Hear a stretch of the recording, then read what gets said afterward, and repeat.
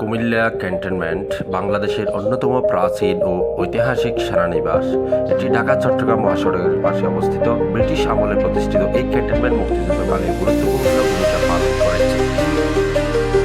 মহাসড়ক দিয়ে যাতায়াতের সময় সড়কের দুই পাশে শৃঙ্খলাবদ্ধ বৃক্ষরাজি, পরিচ্ছন্ন রাস্তা এবং সযত্নে সাজানো বাগান চোখে পড়ে।